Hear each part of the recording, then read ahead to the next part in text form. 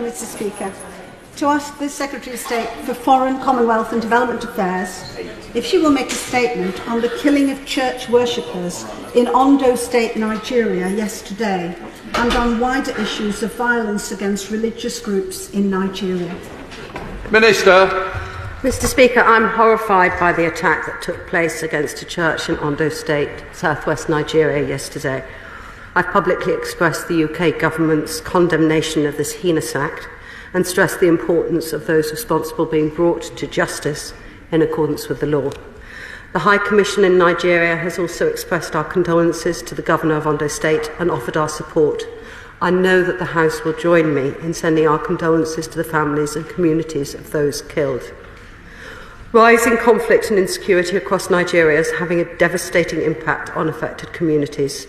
I've raised this issue with the Nigerian authorities on several occasions, including in conversations with Nigeria's Vice President and Foreign Minister during my visit in February. And during that visit, I also met regional governors, religious leaders and non-governmental organisations to discuss intercommunal violence and freedom of religion or belief.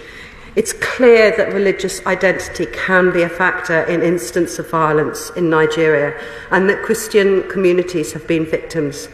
But the root causes are often complex and frequently also relate to competition over resources, historical grievances and criminality. So the UK government is committed to working with Nigeria to respond to insecurity. At our security and defence dialogue with Nigeria in February, we committed to work together to respond to the conflict. We're supporting local and national peace-building efforts in Nigeria, including through the Nigeria Governors Forum and National Peace Committee. We provide mentoring and capacity building to support Nigerian police force units to improve their anti-kidnap capacity, and are supporting efforts to address the drivers and enablers of serious and organised crime in Nigeria. At our security and defence dialogue, we both reiterated our shared understanding and commitment to protecting human rights for all. We are committed to defending freedom of religion or belief for all and promoting respect between different religious and non-religious communities.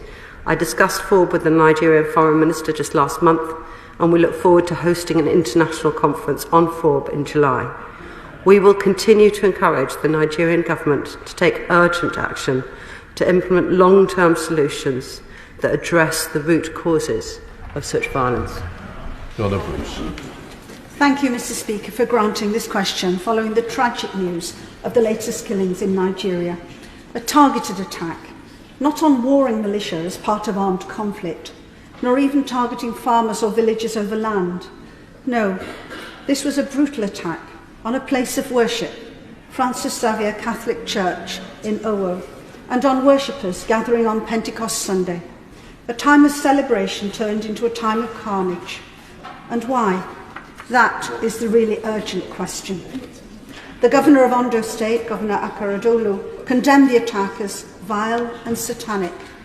Reverend Augustine Ikwu, Secretary of the Catholic Church in Ondo, said, "We turn to God to console the families of those whose lives were lost."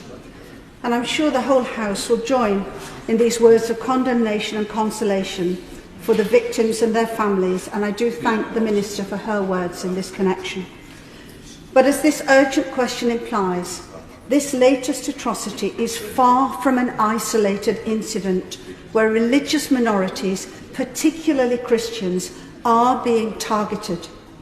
Bandits, predominantly militant Fulani herdsmen, have killed 3,000 people in 2022 alone.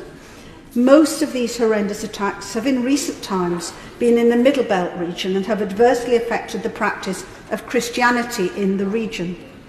My honourable friend for Stratford led an APP delegation to Nigeria last week alongside my Deputy Special Envoy, David Burrows. They heard evidence from Benue, Enugu, Plateau, Southern Kaduna, Adamawa and Taraba states. People all saying the attackers of their communities are militant Fulani herdsmen whose targets, whose victims are profiled based on their religious identity. I have a number of questions for the Minister. Whilst the causes of violence and conflict in Nigeria are complex, will she agree, following this latest attack, not in the Middle Belt nor in the north, but in the to date relatively safe southwest, that this is a FORB issue, as the attacks are mainly on largely Christian communities. Will the Minister agree to meet me and the APP delegation to hear how local faith actors and NGOs need more support to bring faith communities together? What can the government do to support the Nigerian constitutional guarantee of freedom of religion and from discrimination? How is the government's partnership with Nigerian security forces and legal services supporting the apprehension of perpetrators and preventing increasing acts of impunity across Nigeria? And finally, Mr. Speaker, will the government support NGO calls for the establishment of special courts for speedy prosecution of perpetrators of violence in affected states to discourage impunity? And will it support NGOs in providing better research and monitoring of such grievous religious and human rights violations? Order. Can I gently say, it's a very important issue, that's why I granted the UQ, but you can't double the amount of time that's available. We've got to stick to the rules of the House. Not my rules, but the MP's rules. Minister? Thank you, Mr. Speaker. Well, can I first of all thank the Honourable Lady for asking this question and you, Mr. Speaker, for granting it, and thank her also for all that she does to speak for freedom of religion or belief across the world. This was, as I've said, a heinous act. We have condemned it. It has been very widely condemned by both Christian leaders and also Muslim leaders. Leaders in Nigeria of different faiths have been very vocal, including the Nigerian Supreme Council for Islamic Affairs under the leadership of President General and Sultan of Sokoto. I mention that because I think it's important to note that all religious leaders from all sides are coming together to condemn this attack. As I said in my opening statement, it is clear that religious identity can be a factor in some of these violent issues. The sad fact is that Nigeria is a country that is becoming increasingly violent. It is violent, and there is rising conflict and insecurity. That includes terrorism in the northeast and separately intercommunal conflicts and criminal banditry in the northwest, middle belt, violence in the southeast and southwest. But Ondo State, as she says, was an area that had not experienced tragedies such as this. So our High Commissioner has spoken, for example, to the parish priest of the church that was attacked to express our support and solidarity. We're encouraging religious leaders to speak out against this attack and continue to target, and others that continue to target religious institutions.